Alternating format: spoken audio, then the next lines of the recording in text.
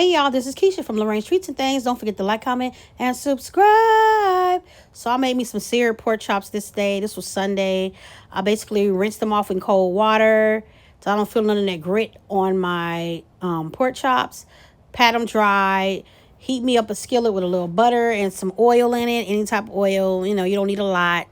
And I'm seasoning this with seasoning salt, black pepper, garlic powder, onion powder, dried parsley, dried oregano, and dried Italian seasoning.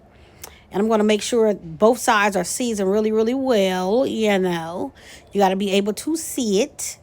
I want to see my seasonings. Now, you don't need a whole bunch of like salty stuff like seasoning salt or just plain salt, but you know, all the other things that'll make it like really good and herbal. So now my skillet is hot. I'm going to sear this on both sides until we have a beautiful color like this. And excuse me, I had to belch, y'all, forgive me. Yeah, so we're gonna sear it like that. And then I did bake me a yam, a sweet potato, and I cut it. And then I'm going to add allspice, cinnamon, seasoning salt, garlic powder, and black pepper. What else I put in there? Oh yeah, and butter.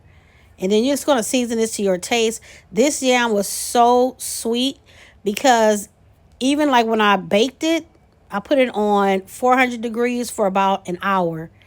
And when I tell you I had to pour the sugar off of it because it was in the foil. I put it in foil, wrapped it in foil. Of course, you have to rinse it off and dry it. And then put it in the foil, punch holes in all over it with a knife. And then put it in the foil for an hour in 400 degree oven. When I tell y'all this was so good, you do not need to add sugar. But, you know, if that's your preference, because sometimes, depending on how sweet the yam is, I will add a little brown sugar. But this yam didn't need no extra sugar. And when I tell you, it was so good, okay? It pairs well with pork to me. But you know what? I have eaten this with a steak, too. So, yeah. But I like it with pork, for real, for real. But anyways, yeah, so I'm just putting it in here. And then I'm going to mix this up together until, you know, everything is incorporated. I scrape the sides off of the yam. So you want to get everything in there, you know.